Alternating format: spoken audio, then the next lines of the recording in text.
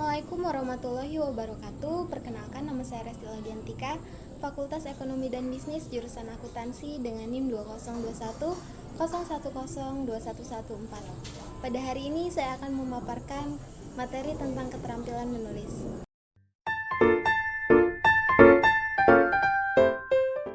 Ada yang tahu nggak sih keterampilan menulis itu apa?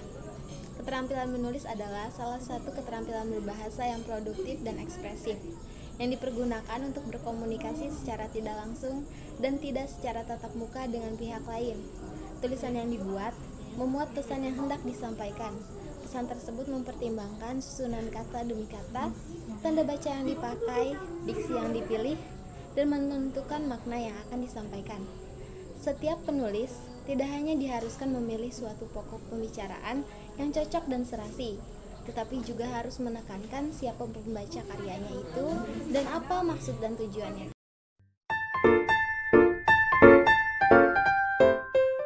Menulis tentunya mempunyai tujuan yang ingin disampaikan oleh penulisnya. Tujuan-tujuan tersebut terbagi menjadi beberapa tujuan. Yang pertama, tujuan penugasan. Tujuan penugasan ini berarti menulis tidak memiliki tujuan sama sekali. Penulis menulis karena ditugaskan, bukan karena atas kemauannya sendiri. Kemudian yang kedua, tujuan altruistik. Penulis bertujuan untuk menyenangkan pembaca dengan menghindarkan kedukaan pembaca. Penulis ingin menolong pembaca memahami, menghargai perasaan dan penalarannya. Kemudian yang ketiga yaitu tujuan persuasif, adalah meyakinkan pembaca atas kebenaran gagasan-gagasan yang diutarakan. Kemudian yang keempat ada tujuan informasional. Tujuan penulis adalah memberikan informasi atau keterangan penerangan kepada para pembacanya. Yang kelima yaitu tujuan pernyataan diri. Tujuan penulis adalah menyatakan atau memperkenalkan diri kepada pembaca.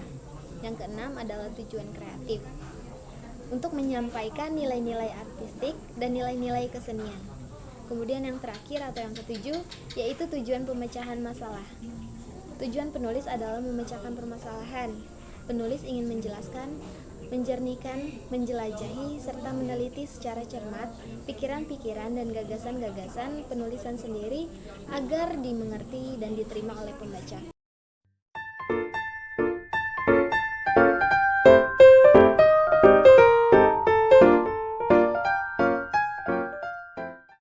Menurut jenisnya, ada 5 jenis karya tulis. Yang pertama, tulisan dengan nada akrab. Tulisan nada akrab adalah suatu tulisan pribadi secara jelas bersifat subjektif. Tulisan ini juga mengandung pernyataan dari gagasan-gagasan serta pikiran kita sendiri mengenai pengalaman diri sendiri atau kerabat kita sendiri. Contohnya yaitu yang pertama, buku harian atau catatan pribadi yang berisi tentang pengalaman dan peristiwa yang dialami, yang sifatnya rahasia dan gaya penulisannya tidak mengikat atau bebas. Kemudian yang kedua yaitu puisi, berupa karya sastra yang mengungkapkan isi hati penulis, yang di dalamnya ada irama, lirik, ritme, dan ritme pada setiap barisnya, dikemas dalam bahasa yang imajinatif dan disusun dengan kata yang padat dan penuh makna. Kemudian yang ketiga ada surat. Secara umum adalah alat komunikasi yang berfungsi untuk menyampaikan informasi secara tertulis dari pihak satu ke pihak yang lain. Kemudian yang keempat ada cerpen yang mengisahkan tentang sebuah cerita fiksi lalu dikemas secara pendek dan jelas dan ringkas. Cerpen biasanya hanya mengisahkan cerita pendek tentang permasalahan yang dialami satu tokoh saja. Kemudian yang kedua, tulisan bernada penerangan yang dibagi menjadi 5. Yang pertama, deskripsi, yaitu teks yang menggambarkan suatu objek dengan kata-kata yang mampu merangsang indera pembaca. Jenis teks ini bertujuan untuk menggambarkan suatu objek sehingga pembaca seakan bisa melihat, mendengar, atau merasa objek yang digambarkan. Objek yang dideskripsi berupa orang, benda, dan tempat. Kemudian yang kedua yaitu narasi atau karangan cerita yang menyajikan serangkaian peristiwa kejadian yang disusun secara kronologi sesuai dengan urutan waktunya. Kemudian yang ketiga yaitu eksposisi, yaitu teks non-fiksi yang memuat dan menjelaskan suatu informasi atau pengetahuan berdasarkan fakta sebenarnya. Kemudian yang keempat yaitu argumentasi atau paragraf yang bahasanya adalah sebuah tulisan berisi pendapat disertai dengan data dan fakta. sebagai alasan atau bukti nyata untuk membuktikan kebenaran dari suatu pendapat. Yang kelima yaitu atau yang terakhir, persuasi. Persuasi ini dapat diartikan sebagai ajakan kepada seseorang dengan cara memberikan alasan dan prospek baik yang meyakinkannya. Selain itu juga diartikan sebagai karangan yang bertujuan membuktikan ide, gagasan, dan pendapat dari penulis.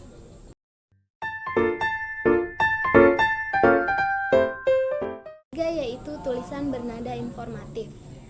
Dibagi menjadi 5. Kemudian yang ketiga yaitu tulisan bernada informatif. Dibagi menjadi 5. Yang pertama yaitu pengumuman, yang berisi informasi tentang peristiwa atau event yang terjadi untuk diketahui masyarakat umum. Dibuat dengan tujuan untuk mengumumkan sesuatu informasi yang penting yang harus diketahui oleh orang banyak. Kemudian yang kedua ada artikel atau suatu karangan tertulis dengan panjang dan tidak ditentukan dengan tujuan untuk menyampaikan gagasan serta fakta dengan maksud mendidik, menghibur, dan meyakinkan. Artikel adalah karya tulis yang lengkap, tulisan non-fiksi, serta karya tulis yang memiliki panjang tidak menentu. Kemudian yang ketiga yaitu opini atau pendapat seseorang yang belum jelas kebenarannya. Informasi yang diterima berupa pendapat, pikiran, dan sudut pandang dari penulis atau pembaca. Opini adalah persatuan pendapat yang dapat didukung oleh orang banyak. Kemudian yang keempat yaitu berita, yaitu salah satu produk jurnalistik yang mudah ditemui di berbagai media, baik online, cetak, maupun televisi. Berita diberisikan laporan atas kejadian atau peristiwa yang sedang dan telah terjadi. Maka dari itu, berita harus dimulai dengan fakta.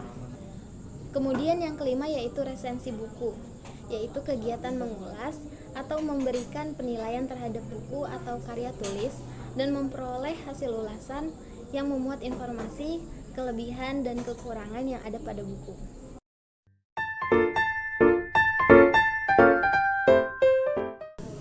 Kemudian yang keempat yaitu tulisan bernada argumentasi yang dibagi menjadi 3, yaitu sinopsis, opini, dan biografi.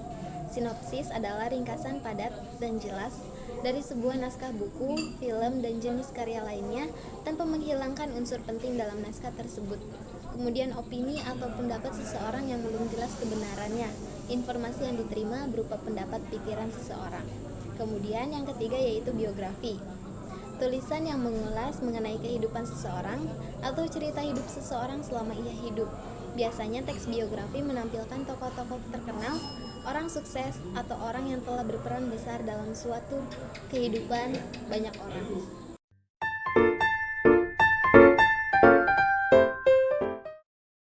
Kemudian yang kelima, tulisan bernada kritik yang dibagi menjadi 3. Yang pertama, esai.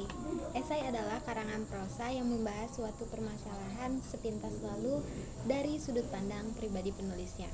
Dengan pengertian lain, esai adalah tulisan berisi opini atau pendapat seseorang terhadap sebuah permasalahan aktual atau menarik perhatian. Kemudian yang kedua yaitu kritik.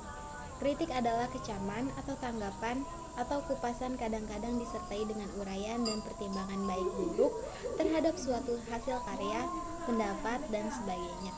Kemudian yang terakhir yaitu penegasan ulang. Penegasan ulang merupakan bagian terakhir teks berisi penegasan ulang mengenai suatu yang sudah dilakukan atau diputuskan. Demikian materi yang bisa saya sampaikan. Semoga materi ini dapat bermanfaat bagi kita semua. Mohon maaf apabila ada kekurangan dalam penyampaian materi ini. Terima kasih, selamat pagi.